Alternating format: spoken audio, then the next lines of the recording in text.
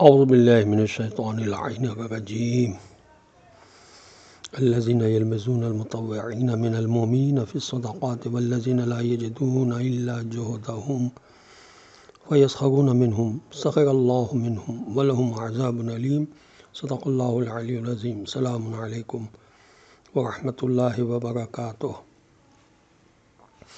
اللہ تبارک و تعالیٰ کا شکر ہے کہ سورہ توبہ کی آیت نمبر 79 کی تلاوت کا شرف میں نے حاصل کیا، جس کا ترجمہ یہ ہے کہ جو ایسے ایمانداروں پر طعنے کستے ہوئے ان کا مذاق اڑاتے ہیں، جو اپنی خوشی اور رغبت سے خیرات کرتے ہیں اور اپنی محنت مزدوری کے سوا اور کچھ نہیں کرتے، بس اللہ خود ان کا مذاق اڑانے والوں کا مذاق اڑائے گا اور ان کے لیے بڑی ہی سخت تکلیف دینے والی سزا ہے۔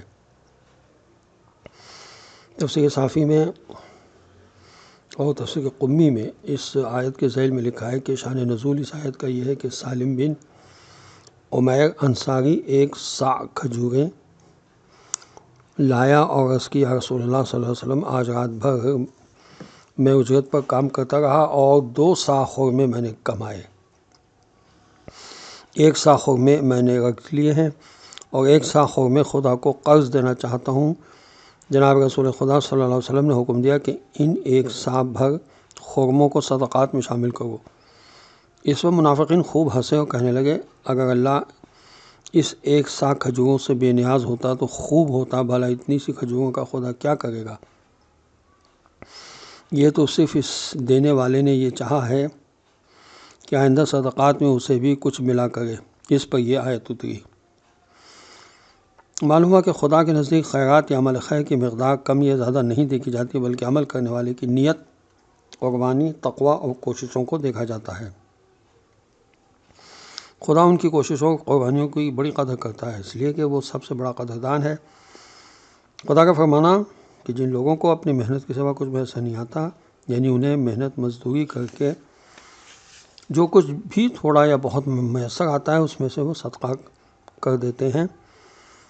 جناب رسول خدا صلی اللہ علیہ وسلم نے فرمایا، سب سے بہتر صدقہ مفلس کا صدقہ ہے، جتنا بھی اسے میسر ہو۔ یہ تفسیر صافی میں لکھا ہے۔ کیونکہ مفلس کا صدقہ بڑی محنت اور قربانی کا نتیجہ ہوتا ہے، اس لیے خدا ایسی قربانیوں کا بڑا قدردان ہے۔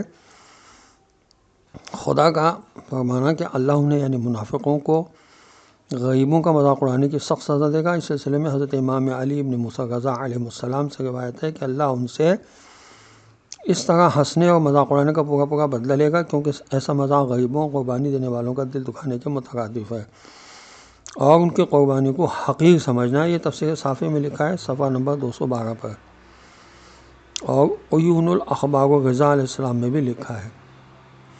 تفسیر مجموع البیان میں لکھا ہے کہ حضور اکرم صلی اللہ علیہ وسلم کے پاس عبد الرحمن بن عوف صدقے کے لیے ایک تھیلی روپوں درہموں کی بھر کر لائے، اور عتبہ بن زید حارثی 1 صاع کھجور لے کر آئے اور اس کی کہ حضور صلی اللہ علیہ وسلم، میں نے اس باغ میں مزدوری کی اور مجھے 2 صاع کھجوریں ملی تھیں، بس 1 صاع بچوں کے لیے گھر میں رکھ لی ہیں اور دوسرا صاع حضور صلی اللہ علیہ وسلم کے پیش خدمت ہے۔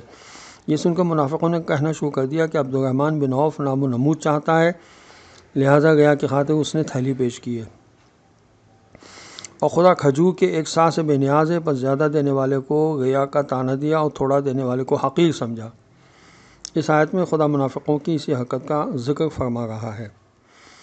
تفہیم القرآن میں اس آیت کے ذیل میں لکھا ہے کہ غزوہ تبوک کے موقع پر جب حضور اکرم صلی اللہ علیہ وسلم نے چندے کی اپیل کی تو مالدار منافقین ہاتھ رو کے بیٹھے رہے۔ اب جو اہل ایمان بڑھ چڑھ کر چندے دینے لگے تو منافقوں نے جل کر فقرے کسنے شروع کیے۔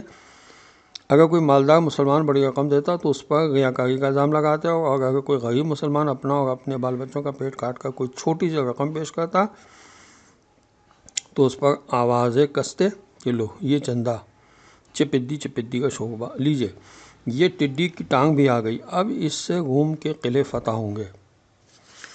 تو عزیزان محترم، خداوند عالم تو یہ چاہتا ہے کہ خلوص کے ساتھ اس کے دین کو سمجھا جائے، اس پر عمل کیا جائے۔ یہی وجہ ہے کہ اللہ نے دین میں کوئی سختی نہیں رکھی۔ سورہ حج کی آیت نمبر 78 میں ارشاد ہوتا ہے، وَمَا جَعَلَ عَلَيْكُمْ فِي الدِّينِ مِنْ حَرَجٍ، اور امور دین میں تم پر کسی طرح کی سختی نہیں ہے۔ سورہ بقرہ کی آیت نمبر 286 میں ارشاد ہوتا ہے، لَا يُكَلِّفُ اللَّهُ نَفْسًا إِلَّا وُسْعَهَا، اللہ کسی مومن کو اس کی طاقت سے زیادہ تکلیف نہیں دیتا۔ وآخر دعوانا ان الحمد للہ رب العالمین۔ السلام علیکم ورحمۃ اللہ وبرکاتہ۔